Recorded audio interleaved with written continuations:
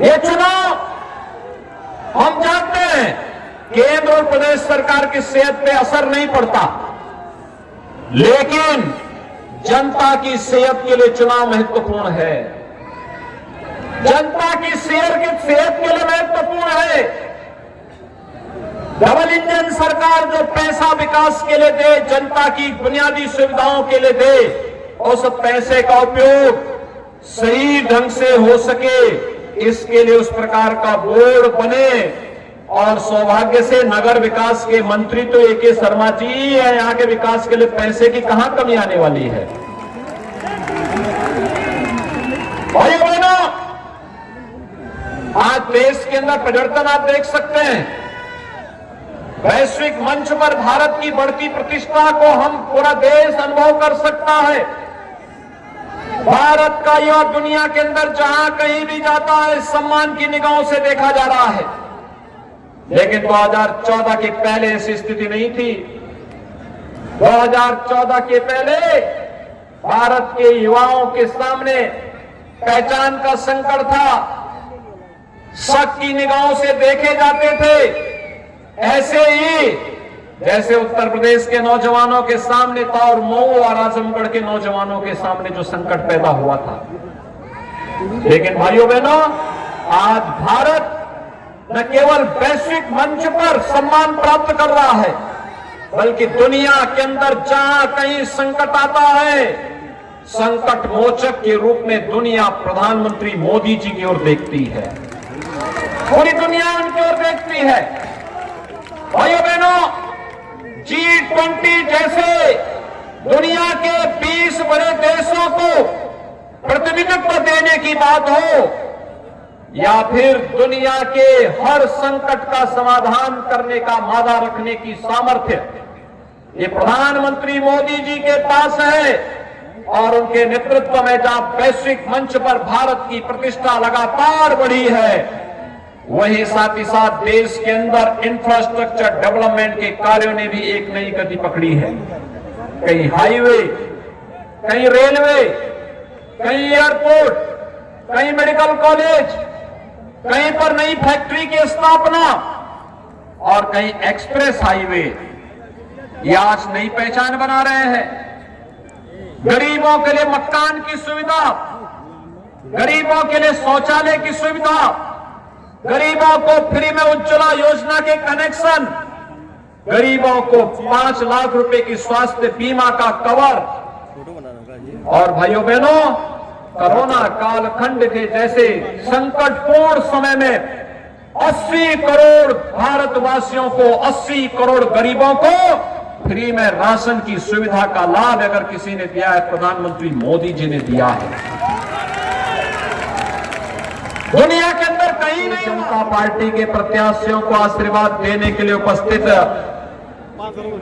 मतदाता भाइयों और बहनों, ऋषि मुनियों, भूमि को जिसे तमसा नदी ने अपने आंचल में रख करके पवित्र किया है, ऐसे मऊ जनपद को कोटि कोटि नमन करते हुए मैं आप सबका हृदय से वादन करता हूं।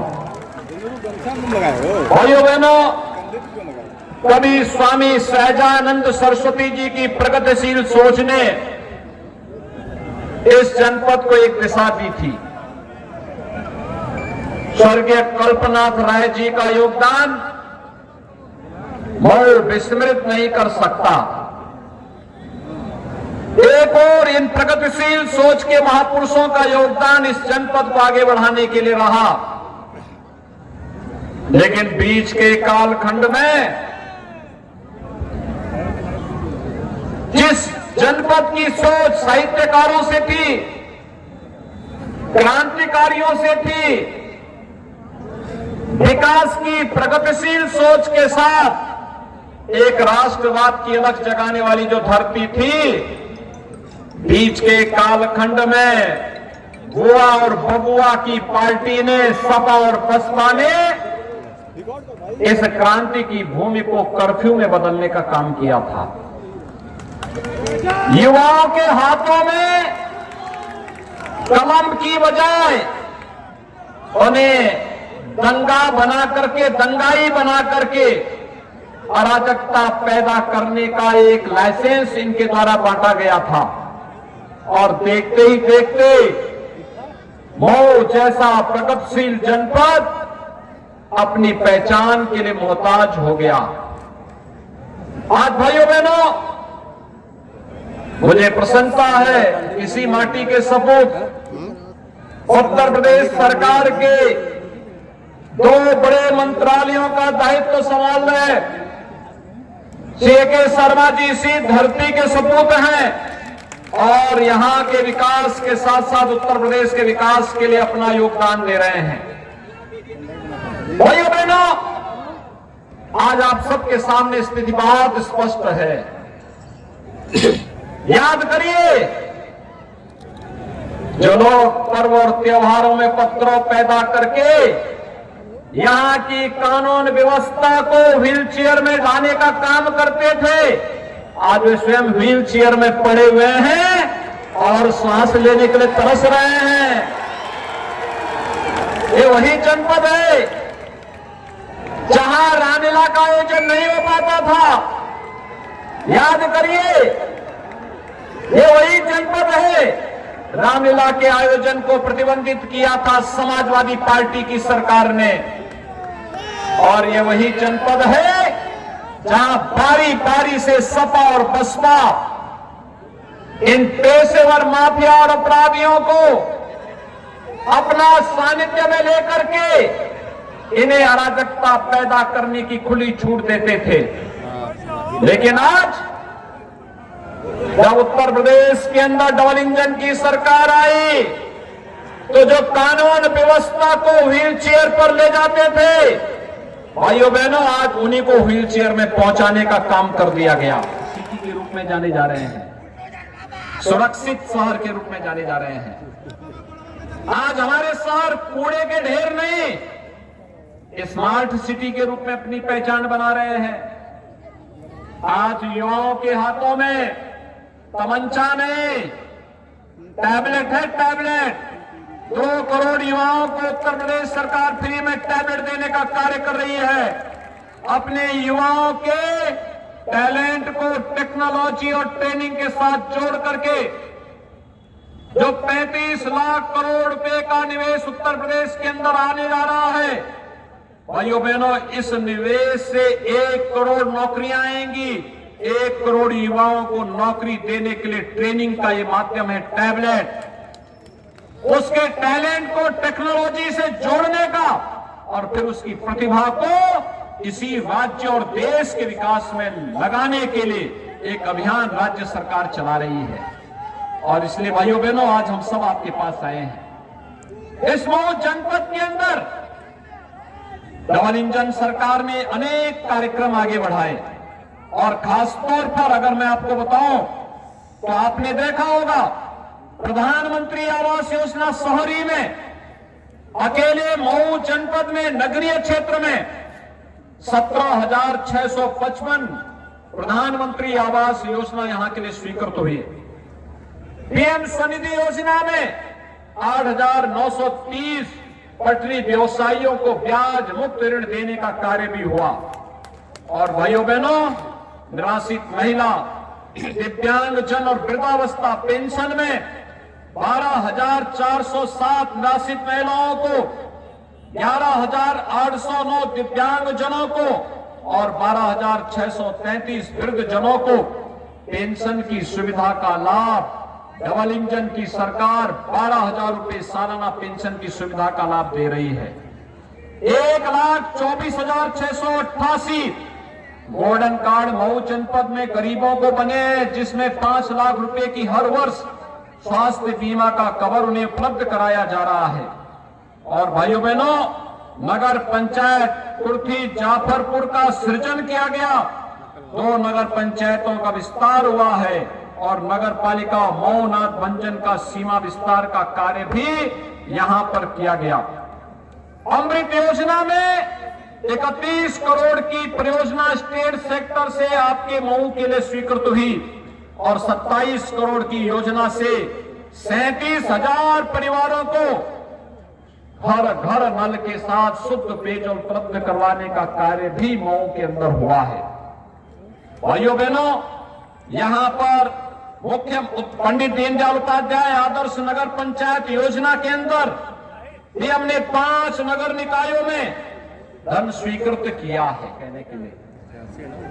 आज इसीलिए भाइयों बहनों, आज मैं आपसे कहने के लिए आया हूं, ये जो पैसा मकान के लिए आता है, ये पैसा गरीब के खाते में सीधे चला जाए और उसका मकान बन जाए।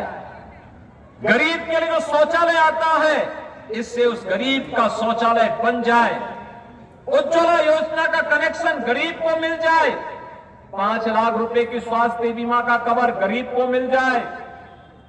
आय प्रमाण पत्र के लिए, निवास प्रमाण पत्र के लिए, जाति प्रमाण पत्र के लिए, जन्म और मृत्यु के प्रमाण पत्र के लिए किसी भी नौजवान को और किसी भी नागरिक को भटकना न पड़े, ऑनलाइन इसकी सुविधा उपलब्ध हो सके। नगरीय जीवन स्वच्छ और सुंदर दिखने चाहिए। जल जमाव की समस्या का समाधान हो, लेकिन जैसे हर घर में बिजली का कनेक्शन होता है, ऐसे ही हर घर में शुद्ध पेयजल का कनेक्शन भी हो। यह व्यवस्था नगरीय व्यवस्था के साथ जो बोर्ड चुना जाएगा वही करेगा। और इसीलिए आज आप सबसे अपील करने के लिए मैं आया हूं, उस बोर्ड को फुल मेजोरिटी का होना चाहिए और डबल इंजन के साथ वह भी तारतम्यता बिठाने वाला होना चाहिए। इसके लिए आए हैं। 17 के पहले उत्तर प्रदेश की स्थिति क्या थी? कानून व्यवस्था ठेंगे में थी।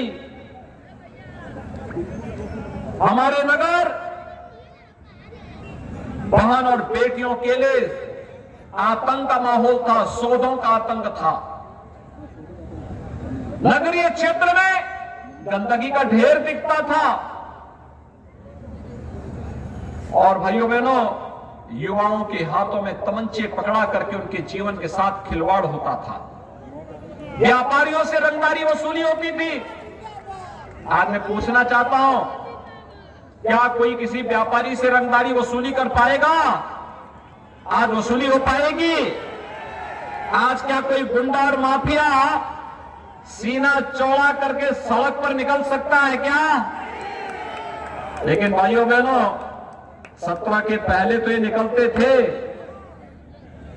तमंचा लहरा करके निकलते थे कि नहीं निकलते थे? लेकिन आज तो नहीं ये दृश्य देखने को मिलता होगा ना। और यही कहने के लिए आए हैं, आज करना चाहते हैं, बुनियादी सुविधाओं का लाभ बिना भेदभाव के और गरीब को देना चाहते हैं। लेकिन भाइयों बहनों, इसके लिए डबल इंजन के साथ तारतम्य बिठाने वाली ये तीसरा इंजन भी विकास का इंजन बने। आपके नगर स्वच्छ और सुंदर दिखाई दे, सुरक्षित दिखाई दे। एक सामान्य नागरिक हो या व्यापारी, युवा हो या महिलाएं, ये सब अपने आप को सुरक्षित और अपने उज्जवल भविष्य के प्रति आश्वानित हो। इस दृष्टि से एक ट्रिपल इंजन के रूप में आपकी बड़ी भूमिका होगी कि आप भारतीय जनता पार्टी के प्रत्याशियों को विजयी बना करके दें। और इसलिए भारतीय जनता पार्टी के हमारे नगर निकाय के सभी प्रत्याशीगण यहां पर आए हैं। भारतीय जनता पार्टी ने नगर पालिका मऊ से अजय कुमार को ये हमारे प्रत्याशी के रूप में आए हैं। इधर आओ भैया। मधुबन नगर पंचायत से श्री कृष्ण शंकर मदेसिया यानी शंकर मदेसिया को प्रत्याशी बनाया है। दोहरे घाट से विनय जायसवाल को, घोसी से मुन्ना गुप्ता को, अमिला से अनिता सोनकर को, कोपागंज से अर्चना गुप्ता को, कुर्ती जाफरपुर से राकेश राजभर को, अदरी से श्रीमता वर्मा को, नगर पंचायत बीदलपुर से संजीव कुमार वर्मा को और चिरैया कोट से शकुंतला देवी को भारतीय जनता पार्टी ने अपना प्रत्याशी बनाया है। आपने सभी का भाइयों बहनों, इनके साथ इनके पार्षद पद के प्रत्याशियों को भी विजयी बनाना है। आप सभी सहमत हैं? सभी लोग विजयी बनाएंगे? देखिए, मैं आप